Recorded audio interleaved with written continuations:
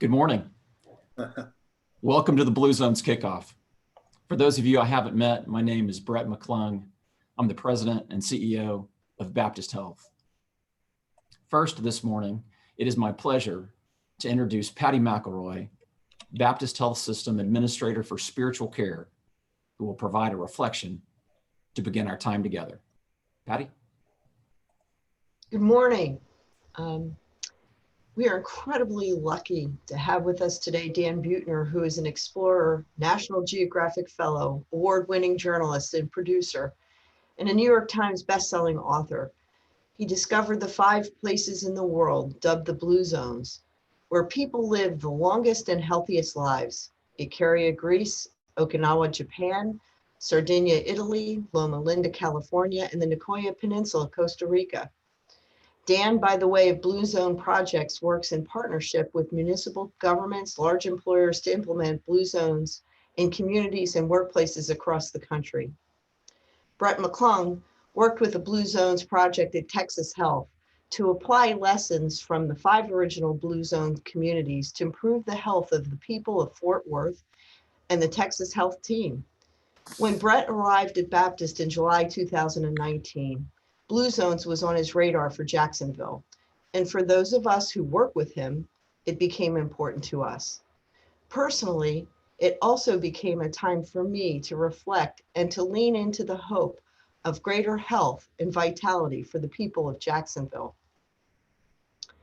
As I have reflected on the Blue Zones in this gathering this morning, the thing that stands out to me are the 9 common denominators that Dan found to exist between each of the original Blue Zone communities.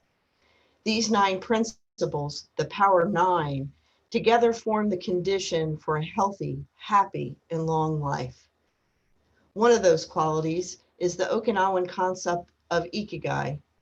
Ikigai is a sense of purpose, a sense of why we get out of bed in the morning. Ikigai, purpose, is especially important for us here today because it is the very thing that connects us all together, all of us who are on this call together. We are beyond fortunate to be gathered from organizations from all across this city whose mission, vision, and purpose reflect care, compassion, and service to the people of Jacksonville. There's a deep connection between your organization's mission and vision to the work of the Blue Zones Project. Your collective missions represent your organization's collective Ikigai, your purpose. You, the people in this meeting, also have individual purpose and the reasons why you get up in the morning. Outside of your families, friends, and the other things that you're committed to, you chose to be a part of the work that is about serving others. And in doing so, you express your purpose, your passion, and your talent for upholding Jacksonville and supporting its citizens. You are servant leaders. This is who you are. This is your Ikigai. I could not even begin to enumerate all the things that each of you do every day in carrying out your purpose, or the depth of your service and your direct effect on the well-being of others. The heart of Jacksonville is its servant leaders, and it is what you each bring to the collective purpose of the Blue Zones Initiative and why it is so vital that you are here today. May God bless you all, and may God bless the work of the Blue Zone team. Amen. Thank you, Patty. As we will soon learn, spirituality is one of Blue Zone's Power 9 principles. Today is a very exciting day. It's a day that many of us have been waiting for many months. So it's a pleasure to be joined by leaders of the Blue Zones Project, as well as leaders in Jacksonville, to begin an exciting journey, a journey in health and in well-being. The journey begins with global experts from the Blue Zones meeting with local leaders. The result is an assessment and a feasibility analysis of Jacksonville's strengths, assets, challenges, and opportunities as it pertains to health and well-being. The Blue Zones assessment is based on 20 years of international research focused on changing policies that support development of programs and build structures in areas such as food systems, alcohol use, tobacco use, the built environment. It also looks at places like schools and restaurants and grocery stores and work sites. It also looks at people, faith-based organizations, media, sports, and the final component is health and social equity. The assessment leverages research on the zip code effect, which all of you know, the effect that where people live, their zip code is in fact more influential on their health than their genetic code. Blue Zones has been successful in transforming over 50 communities across the country. They bring public and private leaders together, and this is the important part. Jacksonville has so many positive things going on in this space. They bring public and private leaders together to connect existing momentum, see? So it's not something else. It brings these activities together, and organizations that facilitate and lead positive change around health. I got to see the impact of Blue Zones firsthand when I lived in Fort Worth, Texas, which is why I was and remain so excited about bringing Blue Zones to Jacksonville and about Baptist Health sponsoring this assessment for our community. This morning, we'll get a chance to hear the story of Blue Zones from Dan Buettner.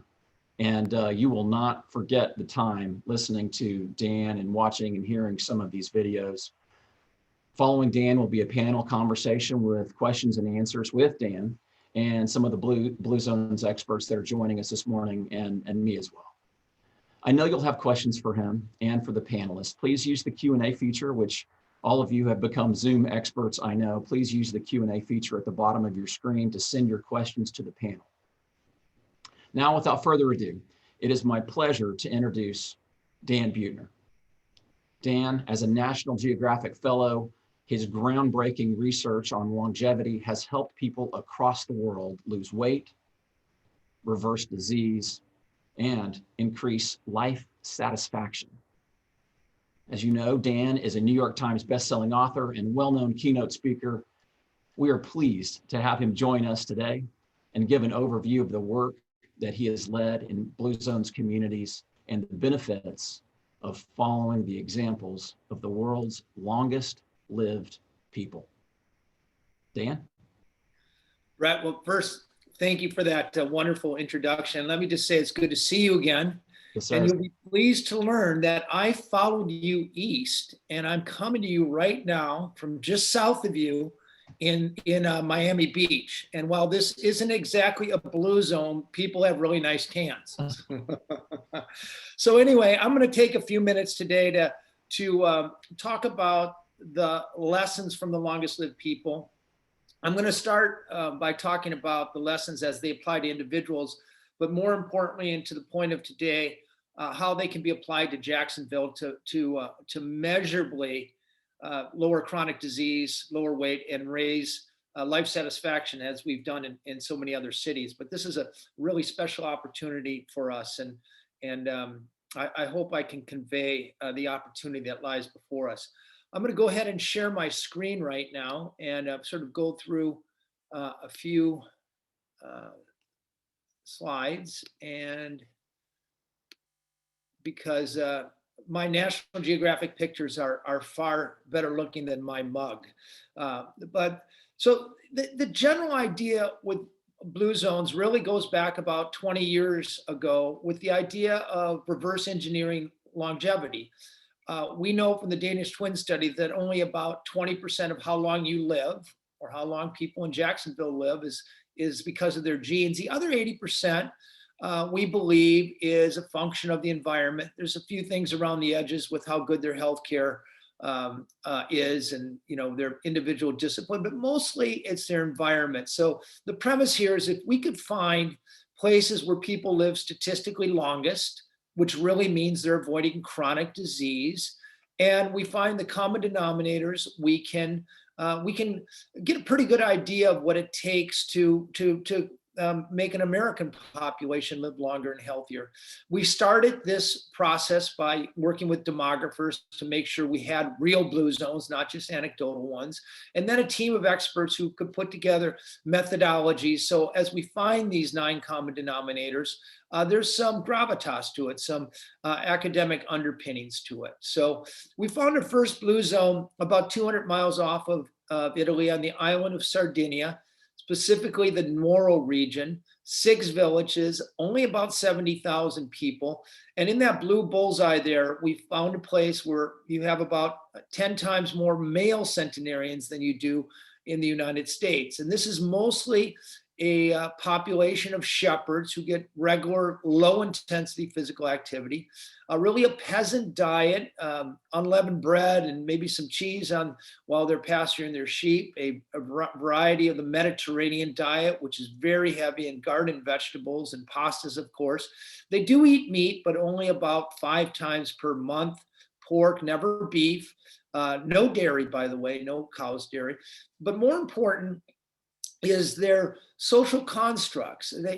They have an almost fanatic zeal for the family, which, as it turns out, is much more powerful in adding years to your life than many of us think, because we're marketed so many other ideas. In Sardinia, older people aren't warehoused in retirement homes. Instead, they're kept in the home where they contribute. Their wisdom is actually harnessed agriculturally, culinarily, but in exchange that they're being cared for and kept clean and engaged. And not only are the older people living longer because of that, something called the grandmother effect has shown that even children living in a home with a grandparent has lower rates of disease and mortality.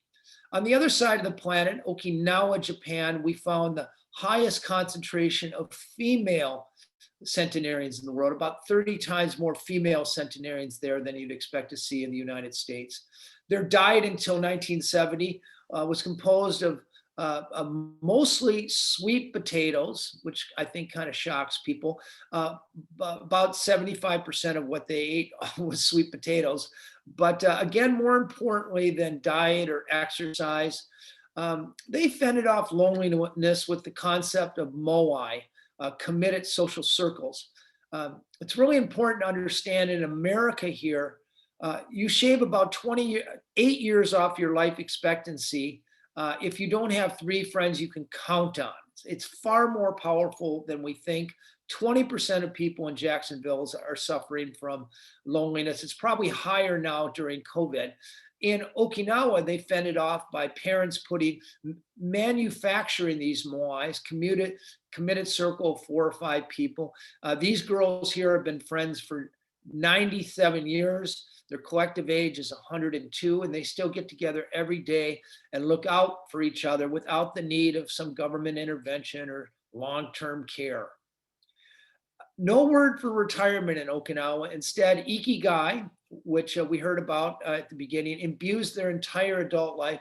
Again, incredibly important. We know people who know their sense of purpose live about 7 years longer than people who are rudderless, whether you get it at work, in your hobby, or with your family.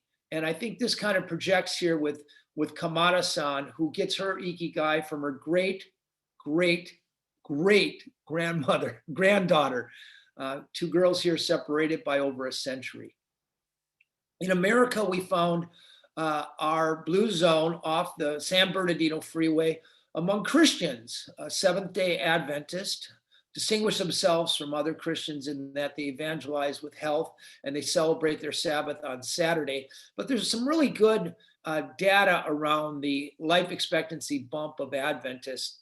The NIA has funded the Adventist Health Study, which followed 103,000 Americans for more than 30 years. This is gold standard epidemiology, comparing life expectancy of average Americans. So women in America make it on average, or life expectancy, to 80, but Adventist women are living 9 years long, and the difference is even more remarkable among the men. So here we have a population in America living about 10 years longer than the rest of us, with just a fraction of the rate of heart disease and cancer and diabetes, these things that are crushing our healthcare system. How do they achieve it? Well, they take their Sabbath very seriously, 24 hours of rest and repose and focus on family, a nature walk every Saturday afternoon. They take their diet directly from the Bible, Genesis chapter 1, verse 28, where God essentially prescribes a plant-based diet, and the Adventists actually listen.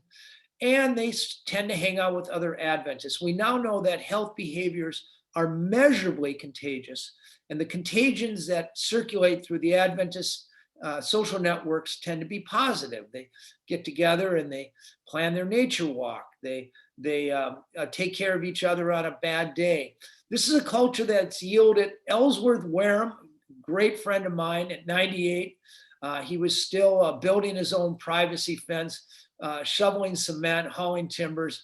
On the fourth day, he would end up in the operating room, but not as the person getting open heart surgery. That's Ellsworth on the left, doing open heart surgery, which he continued to do to 98. Reason I show these pictures is it gives an idea of the vitality, the value proposition you can have if you're living in a blue zone. Ed Rawlings, a 106-year-old cowboy, he's got a pilot's license, starts his day with the swim and water skis on the weekend. And my dear friend, Marge Jeton, who after breakfast, she reads her Bible and then goes down and pumps iron at 105, rides her bike and gets in her Cadillac, where she still volunteers for 7 organizations, including the Loma Linda Senior Centers, where 60-year-olds congregate, and Mars goes down to help them out. So I wrote up these 3 cultures for a cover story for National Geographic. It was one of the top 3 bestsellers in Geographic's 100-year-old history. I wrote 3 New York Times bestsellers on blue zones. It seems to be a perennially interesting topic because we really did our homework. We spent 10 years. This is not just an anecdotal story. It's an evidence-based story of real populations measured carefully. Our 4th blue zone we found in the Nicoya Peninsula of Costa Rica. These are Latinos.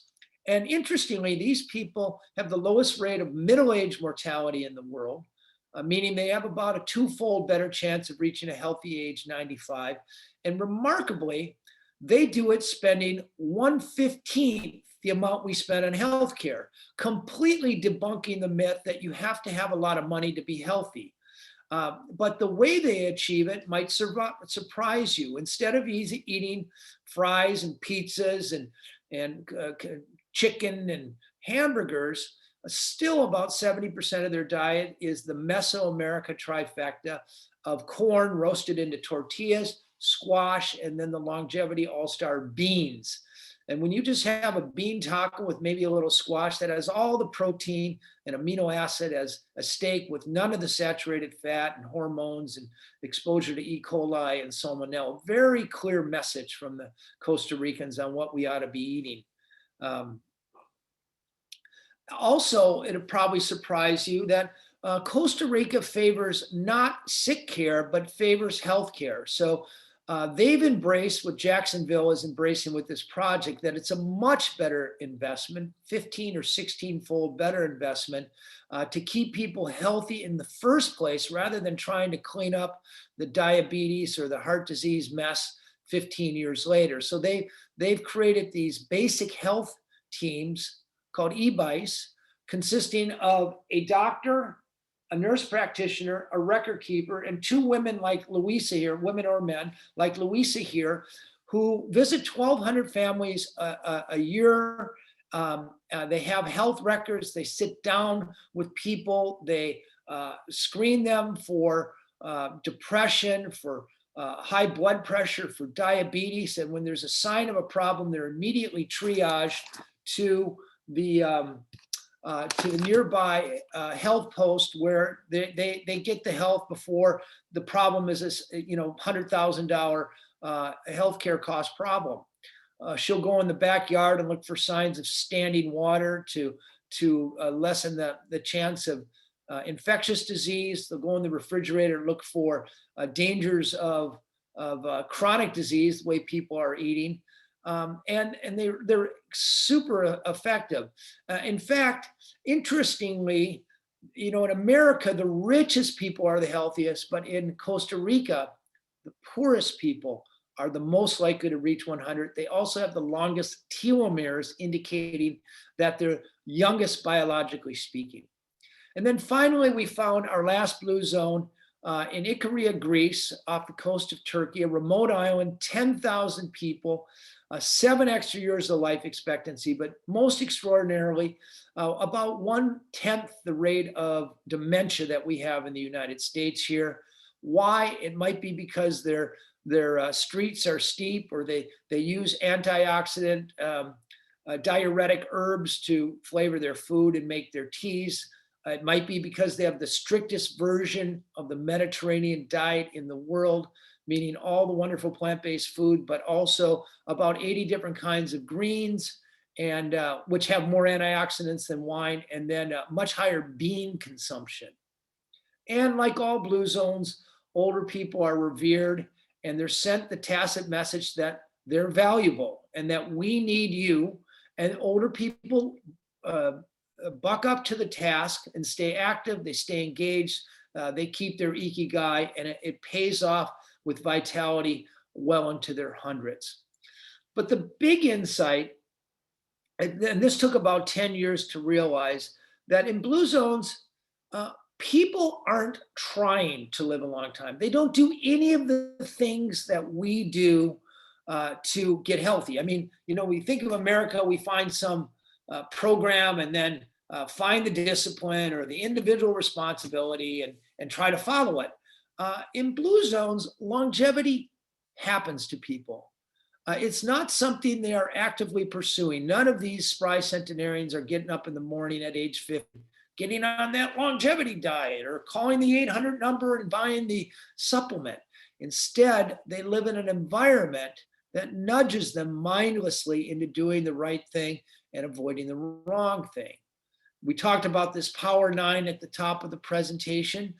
People in blue zones, and this will probably shock you, actually do not exercise, at least in the way we think of exercise. Instead, they live in communities where every time they go to work, to a friend's house, or out to eat, it occasions a walk. They have gardens out back. So every day, gentle, low intensity physical activity, they're weeding or watering or harvesting vegetables, and their houses aren't full of mechanical conveniences to do the work for them. They're still doing handwork. So my team estimates they're nudged into physical activity every 20 minutes or so. They suffer the same stresses that we suffer, but they have these sacred daily rituals to downshift through prayer or meditation or taking naps or even doing happy hour. They have vocabulary for purpose, like ikigai.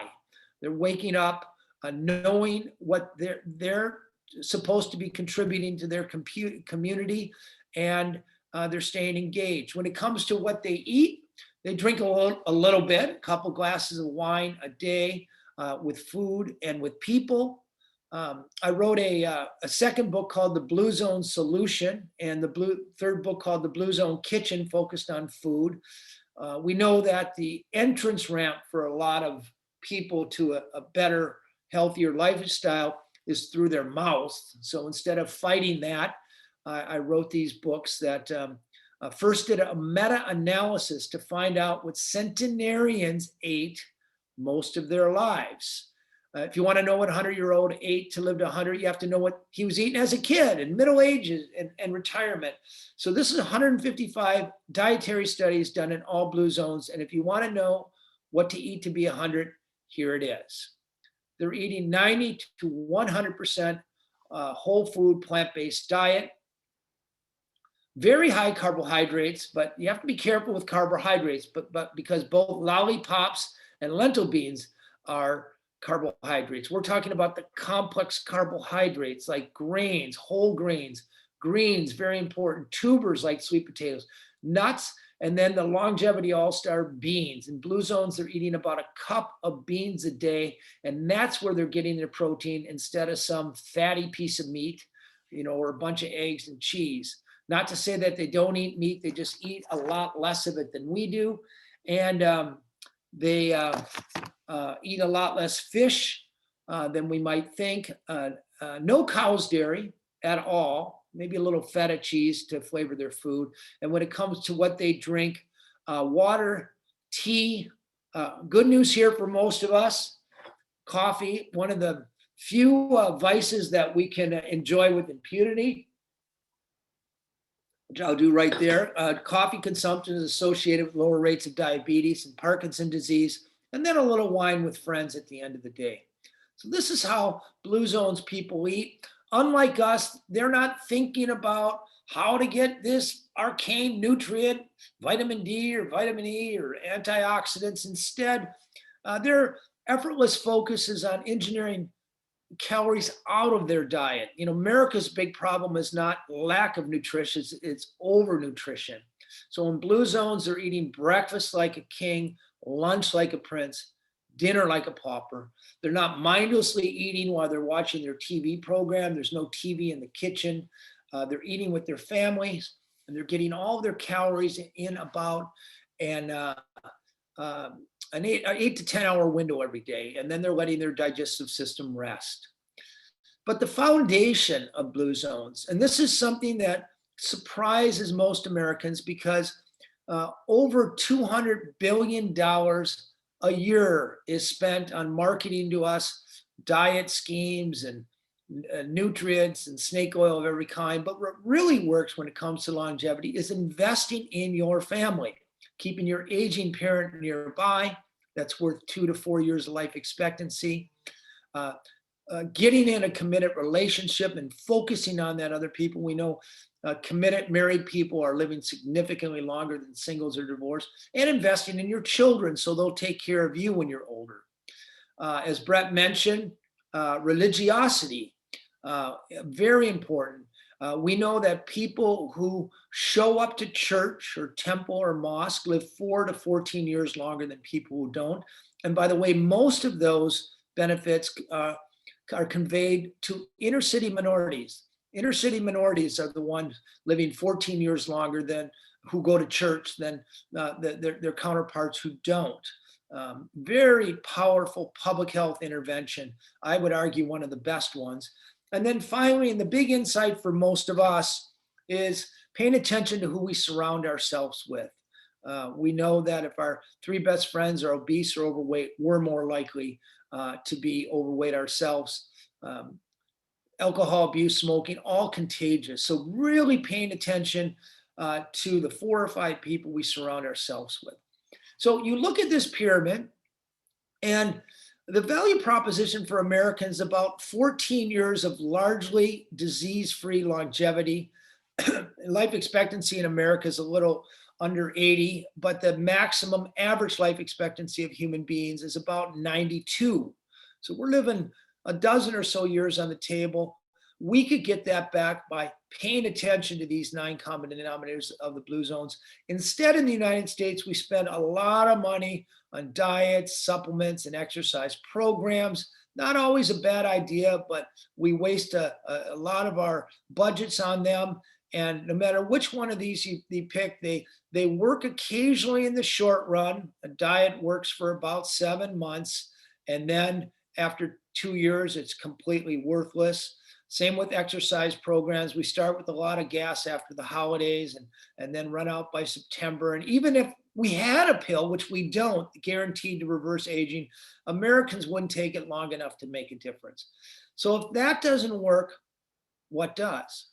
Well, good news. We have some very clear lessons for individuals from the Blue Zones.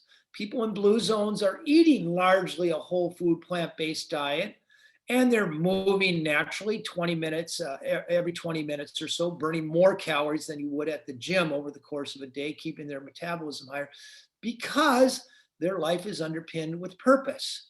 They surround themselves with people, I call it their right tribe, 5 or MOI, that help people do the right thing on a day-to-day basis. And the most important one, and this is the point of our efforts together today, is they live in a community where the healthy choice is the easy choice. And the secret here is not really in any of these circles, but rather it's the interconnected web of mutually supporting factors that help keep people doing the right thing and avoiding the wrong thing for long enough so they don't develop a chronic disease. Heart disease and diabetes take decades to come on. So when it comes to longevity, there's no short-term fix. Don't be duped. If you want to live longer and avoid chronic disease, you have to set yourself up so you're doing the right thing for decades. So based on that insight, 11 years ago, with funding from AARP and collaboration from the University of Minnesota, we set out to actually manufacture a Blue Zone based on these principles. And we got about $1 million grant, and we spent that $1 million hiring the brightest minds at Stanford and Harvard, University of Minnesota, Johns Hopkins. And we set out with a model that would make it easier for Americans to live a Blue Zone life. And it begins with two very important premises. The first premise is that human beings are hardwired to crave sugar, crave fat, crave salt, and take rest as much as they possibly can. That's how we've survived for 25,000 generations. And the folly of thinking that we're going to incent or educate or guilt that individual or give them a free t-shirt to get them to override their genetic inclinations. Their genetic inclinations work really well when you live in an environment of hardship and scarcity, but we live in this environment of absurd abundance and ease. So we basically we're going to give the individual some guidance, but most of our focus of Blue Zones is going to be on the life radius. So the second assumption is that most Americans, and this is true in most of Jacksonville, live most of their life within about 5 miles of their home and work. So we go about optimizing that environment so the healthy choice is the easy choice.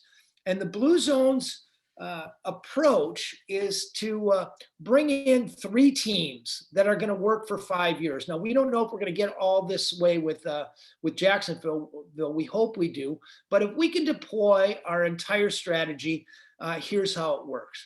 We have one team, we call it our engagement team, and we focus on people. And their job is to get 15% of the adult population. That's kind of a tipping point. So if you get 15%, it kind of spreads out to a bigger population. But we ask them to take checklists into their homes to optimize their homes, so they're nudged into eating less, moving more, and getting out and socializing more. Big one here, we optimize their social networks. In any community, about 70% want to change their behaviors. We have this fabulous Moai program. Remember those old ladies in Okinawa? We actually create Moais. It takes some time, and we help people who share time, values, and interest, and we organize them around eating Blue Zones food and moving more. It's simply walking. It's amazingly effective. And then we give people a free purpose workshop, spend an hour with them to help make sure they understand what they're good at, what they like to do, and then immediately activate that with curated volunteer opportunities. Volunteers have lower healthcare costs, lower BMI, and lower rates of heart disease. A second team administers a Blue Zone certification program to places that agree to optimize their designs and their policies to nudge people into moving more, eating less, eating more plant-based, less junk, socializing more, and living out their purpose. And it's our team's job to get about 30% or more of all stores, workplaces, restaurants, schools, and churches Blue Zone certified. So you can see where I'm going here. The idea is we're comprehensively making this whole place a blue systematically. And then the most important facet of our work, and this is according to the CDC, is to optimize policy. So I would argue we have the best policy team in the country that come in with optimized food policy. And people don't like to accept this, but let me tell you, if you live in a city where pizzas and chicken and hamburgers and fries and sodas are the cheapest and most accessible, that's what people are going to eat. So our policies are going to support easier access to fruits and vegetables and things like beans and grains, which we know are cheap and people will eat. Policies, you know, if you live in a neighborhood where there's billboard advertising, that neighborhood is about 10% heavier than the same neighborhood, which says we don't want billboards in this neighborhood because they're not prompted to eat junk food all the time. Tobacco and alcohol, we're very good at bringing in policies that balance businesses, but at mitigating the overuse of these products. And then our real sweet spot, a built environment. Is your city built for cars, or are your streets also built for human beings that invite people to get out from behind the steering wheel on their feet, to walk, to ride their bikes, to take even public transportation? Now, if we get serious and we do it right, our assessment is going to spend several weeks or months in Jacksonville carefully meeting with the city council and the private sector with each of these policies. We don't come in and tell people what to do. We're not anti-state. We're not taking freedoms away, but we are showing city council policies that have worked elsewhere to make people healthier. We go through a process to look at each of these policies for effectiveness and feasibility in Jacksonville. And before we advocate anything, we make sure there's a locking of the hands, and then it's our team's job to make sure those policies are implemented in the 5 years that we're there. And if we're successful, we can raise the physical activity level of Jacksonville by 30% and lower the BMI by 15% or so in the course of our work there. And why do I say we can do that? Because we've done it elsewhere. I'm just checking my time here. I get 7 more minutes with you, where I'm going to tell you the real good stuff here. So our first Blue Zone, we did the same assessment. We actually auditioned 5 cities. And by the way, if Jacksonville is not ready, if we get there and people say this is nanny state, or you know, we got our own health initiative, we'll move on, because we only work in places that want us and that are ready. Our very first city, we learned this. We auditioned 5 cities and picked the most ready city, Albert Lea, Minnesota. We come in first and listen. We make sure that all the health initiatives in town have their feet walking in the same direction. We hire Gallup, the Wellbeing Index, to measure several facets: the BMI of the city, the life satisfaction, the diabetes rate. And then we make sure that, because if you can't measure it, you can't manage it. We make sure that all stakeholders, whether it's the Lung Association, Heart Association, et cetera, are getting credit for this effort. And then we go to work. We work with City Council. Dan Buettner here, you see here, he's our rock star in built environment. So he pointed out that by simply connecting the sidewalks from the 4 neighborhoods in Albert Lea to downtown, to 4 miles of sidewalks, it was not expensive. We raised the physical activity level in Albert Lea in the first year by 15% because people could get downtown. We made sure that the central feature of downtown, this beautiful lake, had a path around it. So it made it easier for people to recreate and socialize. In the 4 big parks, we took a cue from Blue Zones and put in community gardens, which weren't expensive. They filled up immediately. So that was a people who were going to get out every day and socialize and work with the earth. Our restaurant program calls for restaurants to change the defaults. Instead of automatically getting fries with your sandwich, you get fruit. We flagged the healthy food in the grocery stores, so it was easy for mom to know what the Blue Zone food is, and didn't tempt them with junk food at the checkout lane. In schools, we helped them implement 9 policies that made sure that kids had a healthier day, including banning snacks from the classroom and hallways, thus lowering the obesity rate of schools by about 13%.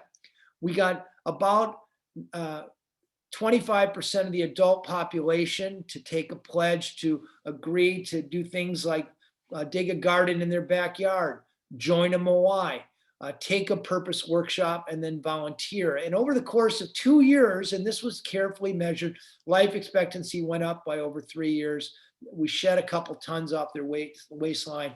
And where the rubber really hit the road is the healthcare costs that we occasion, the drop in healthcare costs we occasion.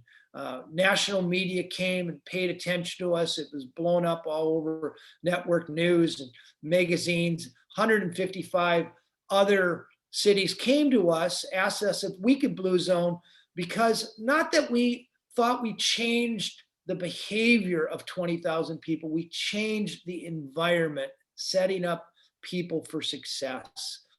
From there, it was on to the beach cities of California, very different culture, but we used the same approach, the same life radius approach. In 5 years, smoking went down by 17%. We shed 15% off their waistlines. We got them to move more, and they reported even higher levels of happiness. From here, the Blue Cross Blue Shield plan in Iowa asked us to Blue Zone the pork state, audition 90 cities, pick 15.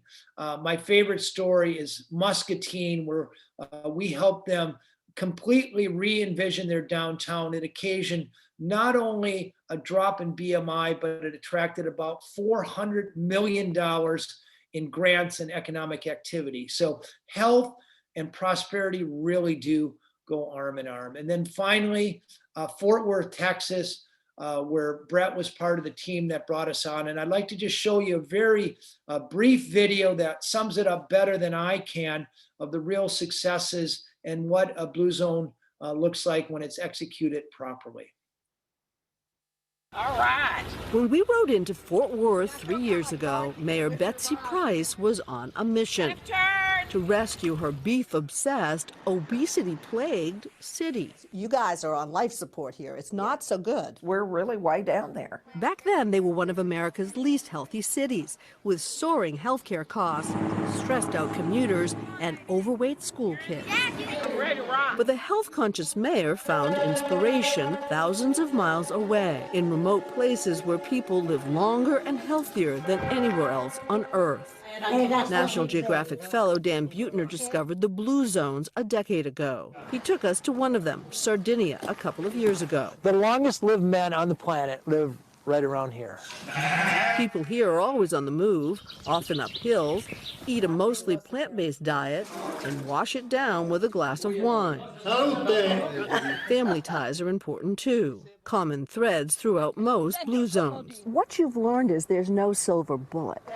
It's 20 or 30 little things, but they're little things that you can transport from places like Sardinia and bring them home and have them work for you. Back in Fort Worth, the mayor asked Buettner to help her do just that, convincing big steakhouses to put healthier choices on the menu. Portobello mushroom is completely different. Acorn squash. Having police hand out fresh vegetables and fruit instead of tickets, and encouraging everyone, even Sunday morning churchgoers, to exercise. I don't even recognize that girl anymore. Latasha Dandy says the Blue Zones project inspired her to shed 70 pounds. My goal was to start changing little things to feel better, and then it was like I woke up and the weight was gone. She's not alone. Fort Worth's child obesity rates have dropped 6%. In fact, a Gallup poll of America's healthiest cities says Cowtown is changing its tune. We've jumped from 62 to 47. We've jumped up 15 slots in 4 years. That's a long way. They say everything's bigger in Texas. Well, it's the little things imported from places like Sardinia that are making Fort Worth healthier. Cynthia McFadden, NBC News, Fort Worth, Texas. So the good news here is that that was 7 years ago, and the project we hope to do in Jacksonville stands on the shoulder of these success. Every time we do one of these cities, we get better at it. We triage what doesn't work well. We add new innovations, but all of those innovations are based on the same central premise, that we optimize your environment to set up people in Jacksonville to make the healthy choice easy. You know, it drives me nuts when people wag their finger at people and say, single moms, and say, it's your responsibility to make the healthy choice. And then they send them out into our food environment where 98 out of 100 food choices are bad. We're setting people up for failure. The Blue Zone Project means to set people up for success. We're spending over 80% of our healthcare costs on avoidable diseases, not because Americans are bad or lack discipline. It's because we live in an environment that makes the unhealthy choice easy. And I would love to be part of the effort in Jacksonville to make the healthy choice not only the easy choice, but the unavoidable choice, and make Jacksonville a national leader in this movement that is really making a measurable difference.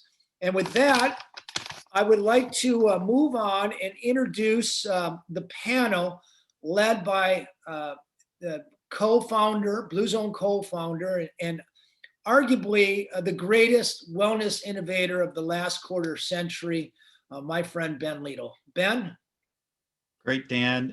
Thank you. And for the audience, whether you just heard the Blue Zone story for the first time or whether you've heard it before, like me, I continue to be inspired every single time when Dan shares the insights to his research and explorations. Never doubt the power of science converted into a beautiful story, supported here by just fantastic photos and pictures. So Dan, thank you for that. Thank you. I'm Ben Liedl. I'm CEO of Blue Zones, and I'll be the moderator for our panel discussion and Q&A this morning. But before I introduce the other panelists, I want to especially thank Brett McClung for his leadership, the support of his team. Special call out to Melanie Patz. You're an amazing partner, and we appreciate all you're doing to help get this launched. As well as the Baptist Health Board for inviting Blue Zones to Jacksonville and sponsoring this first phase of Blue Zones engagement. Dan shared the origins and the translation of those lessons learned from the cultures of communities of the world's longest lived and happiest people. And he provided a great summary of how Blue Zone Project works and the impact possible. To level set for you, we don't want to get out over our ski tips yet. The work that we're doing in Jacksonville is just beginning. Today is a kickoff and introduction of Blue Zones. And as Brett shared in his opening comments, our team of experts will be spending the next 4 months, the better part of the next 4, maybe 5 months, learning from you about your community, evaluating and assessing the current state, formulating recommendations, doing feasibility analysis for the potential of a Blue Zone project in Jacksonville. So for this first phase, think of this as the opportunity for our Blue Zone team to determine if Jacksonville's leadership is ready, and for all of you to be provided the information you need to evaluate and determine if Blue Zones is right for your community. So it's a two-way process here. So with that, let's jump in. It's my privilege to be able to introduce the panelists. As you have already met Dan and Brett, they're joining for this panel. Additionally, please meet Dexter Sherney and Lauren Harden. Dr. Sherney recently joined the Blue Zones team as medical director and leads our Wellbeing Institute. Lauren is senior advisor for partnerships and technical assistance at the Camden Coalition and the National Center for Complex Health and Social Needs. And I encourage you to take the time to fully study their bios, and you'll recognize just how blessed we are to have such a distinguished panel of experts working on behalf of Jacksonville this morning. I have a few questions for the panel to get us started. And then I know there has been some inbound questions from the audience, and we're happy to, time permitting, be able to address those questions as well. The good news is whether we get to all those questions or not, as I said, we're going to be busy with you and your community for the next several months, and we promise to be able to get you answers to your questions and information in support of it. I'm going to start with Brett. I know you made some comments about Fort Worth, but I wonder if you might kick us off with this panel by sharing a little more about your Blue Zone experience in Fort Worth, and particularly as you think back on it and the experience there, what do you think are the critical success factors, or what you took away as the things that would be critical for Jacksonville to think about as it consider a Blue Zone project? Thanks, Ben. Well, I first off, the amount of activity that we have in Jacksonville, as far as people and communities trying to do the right thing, park projects and trail projects and other things, is something that's very similar to, I believe, where Fort Worth was about 8 years ago, with Trinity River trails and other things that were beginning to gain momentum. A critical success factor was the fact that the city and the chamber, and in this case, it was Texas Health, which was the leading health system in that community, came together to say, we believe in something bigger, and it really brought the community together. I mean, the divisiveness around any kind of policy issue really vaporized, because there was this greater calling beyond that, which was health for the community. And so, I mean, I think that was one of the things that I enjoyed seeing. I enjoyed seeing the community come together, and for sure, looking back on it, and it's hard to believe, Dan, that it's been 7 years. I was thinking about how long it'd been, but I didn't realize it'd been that long. To see the success the community is still having, and I think that's a success factor is making sure everybody is on the same page and believing first in health, and I think that's an exciting opportunity. Again, that's why Baptist Health sponsored this initial investigation and research project, is because there's a great opportunity here, and we're real excited about it. Great, thanks. Dan, I want to come back to you on something that was in that video, the conversation about there is no silver bullet, but there is silver buckshot. We've seen success in over 50 cities. It's an incredible track record. One could look at this and think that this is easy work, and we know that is anything but that. This is a heavy lift, and it's not easy work. It's been about a decade, a little more, since the Albert Lee experiment, where you brought a quiver of capabilities into that equation that's been expanding. Wonder if you could share about the most recent work that you're doing, what you see your focus being, and how that might affect what additional BBs are in that silver buckshot pattern in the future, for maybe think of it as Blue Zone 2.0. You mean with the geographic or Netflix? Could be any of the above. Just how are you spending your focus now? I know you've got a new book contract to produce some more writing and some more research. I'd love the group to hear where it could be going. I think the reason Ben and I are such great partners is, Ben knows how to operate and run a huge organization. He previously ran a 3,500 person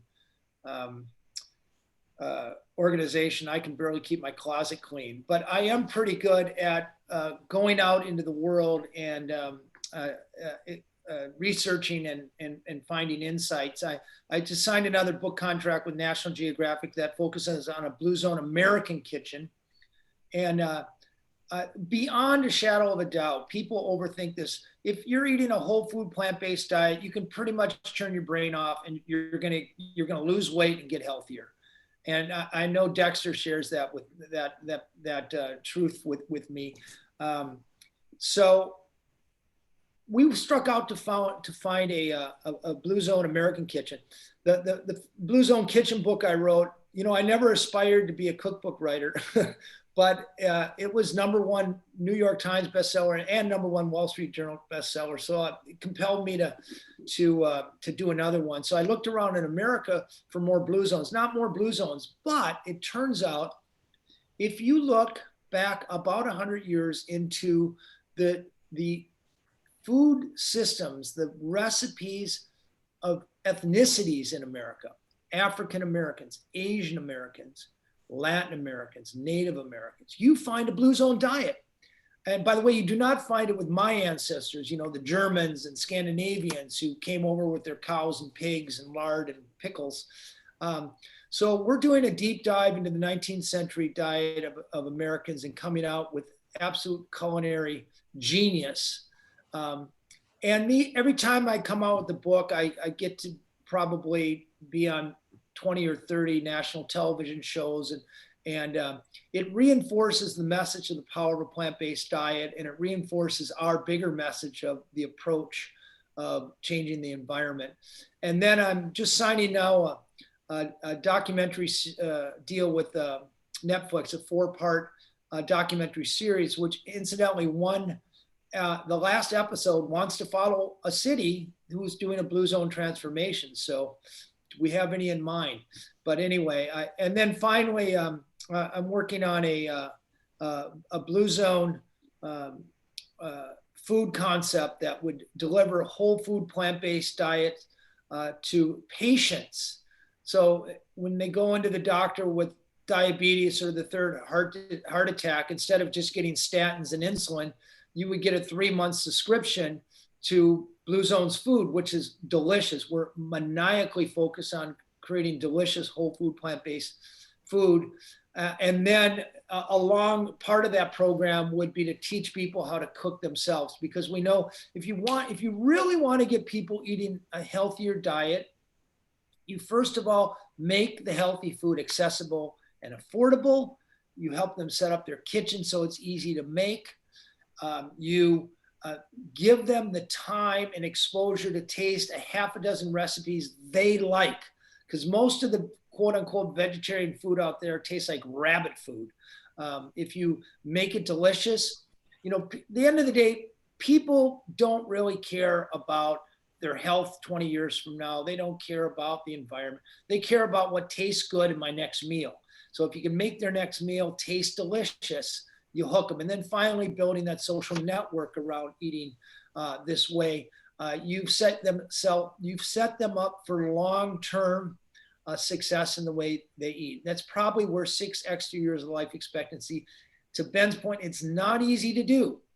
But if you focus on the right thing, instead of getting sucked back into the same Sisyphean treadmill of diet programs, which never work, you can make real progress. And that's what we're about here. That's great. If anybody had any question whether Dan was going to rest on his laurels, there's your answer. He's busy at work and more curious than ever. And we're looking forward to you reporting back on all that. I'm going to shift. As Brett knows, idle hands are the workshop of the devil. Yeah. That's why we stay busy, don't we, Brett?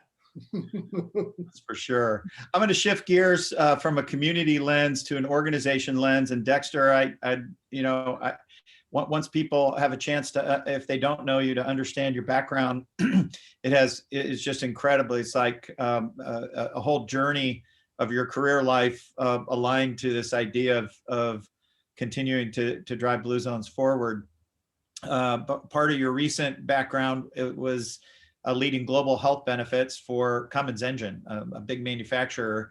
And I'm wondering, in the Life Radius model Dan shared about the place-based work, the organization, can you share your thoughts on what you like about a Blue Zone project in concert with how organizations are responsible really for trying to help manage the health of its workforce and under self-insured plans, the beneficiaries of the families? Yeah, absolutely. And this is a journey that actually started with a personal story. Here I am board certified in preventive medicine. And, if you look back 15 years ago, I was overweight, I was pre-diabetic, I had hypertension, high cholesterol, and someone tapped me on the shoulder and sort of informed me about this way of living, lifestyle, and how powerful it could be. And I was able to reverse all of those conditions that tended to run in my family, and not only for me, but also for my family members, and completely come off of my medications. And it was really an aha moment for me. And so for the last 15 years, Ben, as you mentioned, I've really sort of been on this journey. And I've seen it work in multiple environments. And so we did this at Cummins Engine as well. When we changed the environment for our employees, we were actually able to move the needle on their health in ways that were really unexpected. And we really got to that point by, our CEO was really innovative. And he says, we figured out how to do fuel cells and innovate around new engine designs. And we have Six Sigma everywhere. We get the waste out. But how come we can't tackle this healthcare problem? And we started to ask a very fundamental question. The question was, where is health produced? Where is health produced? And we came up with, well, it seems like in the US health system, it means more hospitals and more doctors' offices. But if you think about it, that's not where health is produced. And so at the end of the day, we actually landed on what Blue Zones is all about. Health is produced in the community. And it's what you do every day, right? It's not the 4 or 5 hours that you might spend with your doctor. It's what you do in between those doctor visits that's so important. It's how we eat, it's how we sleep, it's how we socialize, it's how we manage our stress.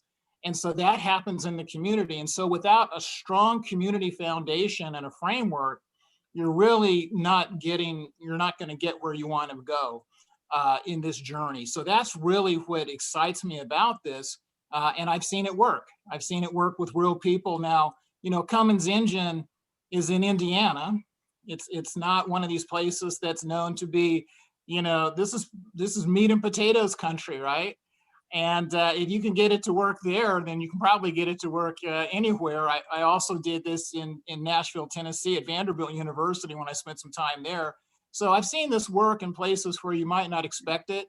But to Dan's earlier point, you show people how they can do this in nudges. You don't overwhelm them with it.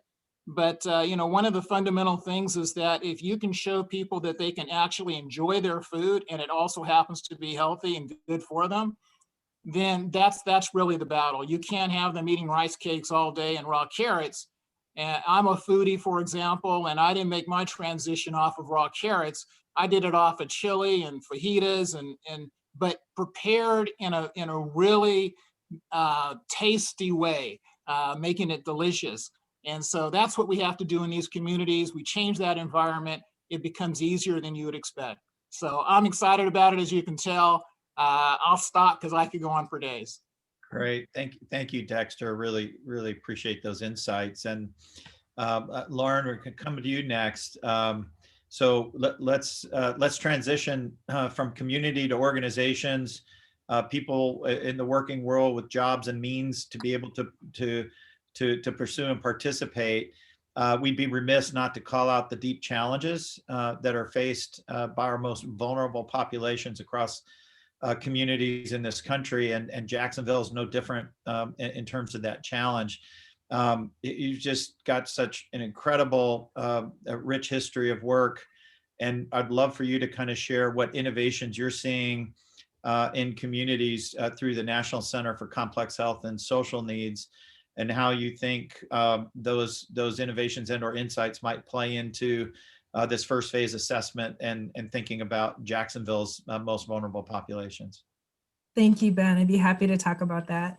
I think the last year has been an incredible teacher to us about how interdependent we are for health, safety, and well-being in our communities. And what I'm seeing around the country is a tremendous movement to come together in a different way to address the needs of vulnerable populations, but also well-being as a whole. There's new collaborations happening across sectors where the sheriff's office and health and public health and social services and city government are coming together to really look deeply at root causes and look together at how they can collaborate across the community for solutions. That's generating new kinds of funding. So the CARES Act has motivated some of that. Private philanthropy has come forward to really support these intersector, cross-sector collaboratives. Government funding, large employers have been funding that work. Payers have been funding that work. And I'm also seeing new trends from the government. I'm part of PTAC, which is a government body that vets models for payment. And with this new administration, there's a real interest in equity, really stabilization of a lot of root causes around vulnerable populations, and investment in this deep community connection. So there's a great opportunity for healing around the country, and I'm seeing that everywhere. Oh, great. Our work in Fort Worth, oftentimes people think of the Fort Worth Blue Zone project as kind of one project. I like to think of it as we got guided by leaders in the community like Brett and others that said, really Fort Worth is, 5, 6, 7 different communities within the city. And you can't have the same blueprint and approach because what might work in Northwest Fort Worth is likely not going to work in Southeast Fort Worth. They're different demographic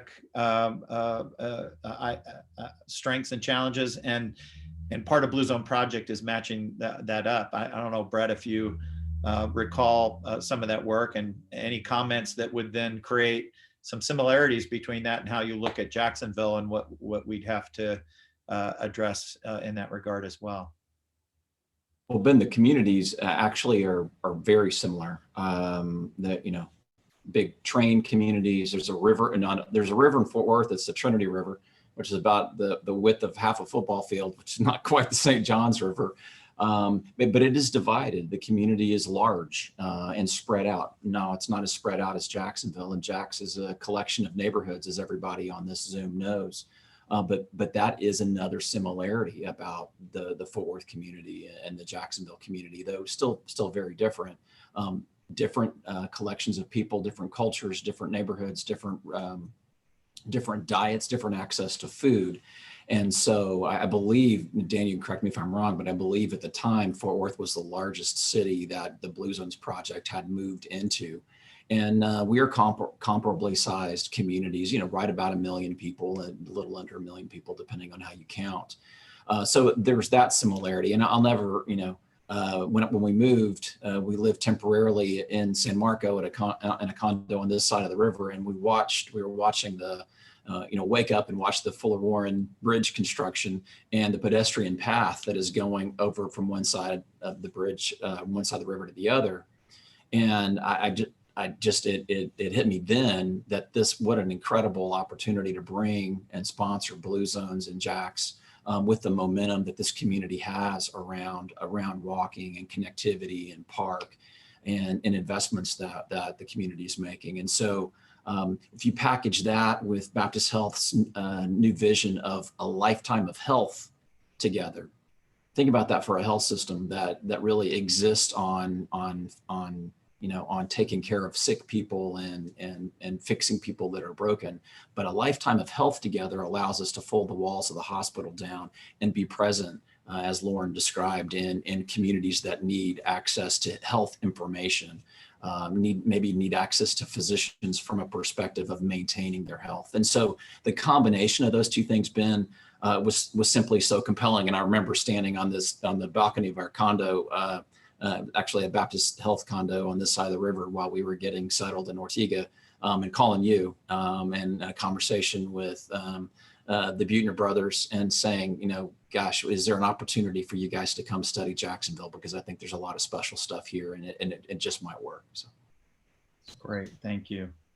We've had a pretty active audience pinging in with some questions. So I'd like to move from these first questions with the panel to entertain some of the questions that are there. One that I put to the panel is a question about, is there an ideal population size and geography where this idea of Blue Zone can be most effective? What was, Dan, this part of this question for you, what was the geographic and population size footprint of those original Blue Zone hotspots that you studied? And so I'll put that question out to the panel, but Dan, I know you're going to have some perspective on this, and I'll share my thoughts as well, but if you could respond. Well, the biggest one had 1.4 million, Okinawa, but the model is infinitely scalable. We showed you that life radius, and whether you're in a population of 20,000 or 1 million, it's just a function of hiring a bigger team so that they can reach the critical mass of places, of 15% of the adult population. The policy work is very efficient because it takes the same amount of resources to blue zone the policies of a small town as it does, something inside of Jacksonville. Maybe a little bit more time because the level, professionals are higher level in a place like Jacksonville, but it's completely scalable. That's great. And I think our footprint, just to tag on to Dan's answer, of the 50 plus communities range from the smallest town of 6,000 or 7,000 people in a very rural part of a state to the size of cities of Fort Worth and Honolulu at or approaching 1 million. So to your point, Dan, we've certainly done this with small communities, large cities, and everything in between. I hope that answers that question for the audience. A second question, from the audience would be, how do we help? What is it? Maybe this for you, Lauren. What is it that we would actually do to potentially change the system for that vulnerable population? So working with communities around the country, one of the first things we do is listen very deeply to what matters most to the community itself. We look at data to see where the biggest opportunity is, and then identify where do you want to start the work. So there's so much opportunity now, and the best practices emerging really rapidly about how to bring in a coordinated approach to stability. So for Jacksonville, that may be homeless populations, that may be behavioral health, that may be substance use, that may be uninsured, and maybe food security. There's structures and resources that are accelerating that work really quickly. But what matters most is, what is the community committed to? What's your data saying? And what do you want to work on first? Great, thank you. We're bound to get this question, so it shouldn't be a surprise to the panel. COVID-19's impact. Dan, it seems like you've described a model and approach that's heavy on convening, leans more to analog than digital. And so whether or not we can create the same type of effect in a more virtual interaction set. Core to those Power 9 you shared was this idea of connection. Any thoughts or observations or things you've studied during this past year that would give you a sense of insight? Well, the first step, and I'm a big believer in this, that if you do the assessment right, do it thorough, do it deeply, it does 50% of the work for the next 5 years, because all the feet are lined up, and we know that there's energy for this sort of thing. So, I think the best estimates project that COVID will be subdued enough by midsummer that we can get back to semi-normal. So, we can certainly do the assessment in a COVID environment very effectively. And the actual work, I think, is several months out. And by then, I believe we could execute on our model very effectively in a declining COVID environment.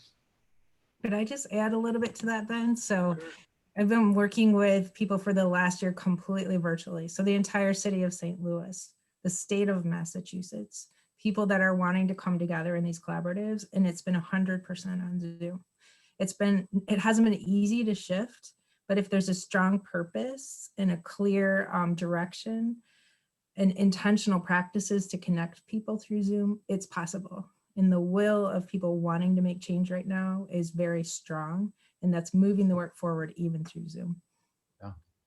I would just tell you, as we've continued to do Blue Zone project development work, that our first thoughts were, can we do what we've always done in a virtual way? And there was concern at the front end back in April and May as to whether or not this type of assessment that Dan and Lauren are talking about can be driven forward. I can share with you that the communities of Pottawatomie County, Shawnee, Oklahoma, Durant, Oklahoma, along with the Choctaw Nation in the southernmost part of central Oklahoma, Walla Walla, Washington, Monterey County, and a small community in Upland, Indiana, with a private university, all went through the same cycle that we're beginning and kicking off here, all during the pandemic, and all to a point of conclusion and advancement of Blue Zone Project work. So to the question from the audience is, can this work? Can you move forward? Are there ways to adapt? Certainly. And then to Dan's point, this upfront work is critical, and it does set the stage for the next 5 years. And I will hope and pray that this pandemic is behind us, and we'll have taken the things we learned from this and keep those efficiencies, while also potentially bringing back the things that are harder to replace in terms of not being in person. But we do not see a barrier to being able to do this in an extremely excellent way for the Jacksonville community. I'm going to wrap up here, and right before I turn this over for final comments, I want to have a little fun with the panel. And so this is not for you, Dan. I'm going to ask Dexter and Brett and Lauren, rapid fire, hot seat, less than 20 seconds. What's your favorite Power 9 and why? So I'm going to come to you, Dexter, first. Well, I think the first one is purpose. I think because if you don't have purpose, you don't have anything. But then I would shift really quickly to the plant slant, the food. As I said, I'm a foodie and I love the food, and it just makes life so much fun. And I find that it has expanded my repertoire of what I can eat, and I just love it. So, yeah. Brett? So number one for me, Ben, is move naturally. I just think it's something that, maybe to what Dan said earlier about we're always just moving, and move naturally is something that really resonates. I love the concept of loved ones first as a second one. And I, also the eating, plant-based diet. I think my dad had me eating mustard and collard greens when I was 3 or 4. So I'm not sure that I loved them then, but I sure love them now. So yeah, those are my favorite. That's awesome. Lauren, do you have a particular favorite? Definitely purpose. Every day I wake up and think and reflect on, is what I'm doing today contributing to healing and transformation? And that's not an easy way always to live. It's taken me a lot of different places, from direct delivery of care in the homeless camps, to being a touring musician, to working on the national level to really facilitate transformation. But that's the heart for me. Yeah, that's great. So Dan, a little twist on that question for you. Of all the Power 9, is there one that you know from your research that has the greatest impact on longevity? Wine at 5. Wine at 5. No. I think the biggest one is how you build your social circle. Because friends, there's no short-term fix, and friends are long-term adventures. They measurably impact what you eat, how much you move, your stress levels, how lonely or not lonely you feel. And it's actionable. It's counterintuitive. We don't think about really focusing on our immediate circle for health.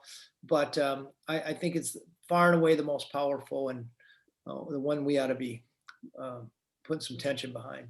Great. Well, I hope, I know the audience has enjoyed this. There's been over a couple hundred people participating, across the whole time this morning. So first, a big thank you to those who've taken the time this morning to join. And I want to thank our panelists. You'll be seeing and hearing more from all of them in the coming months. And for closing comments, it's my privilege to turn this over to Richard Sisisky, Chairman of the board at Baptist Health. Richard.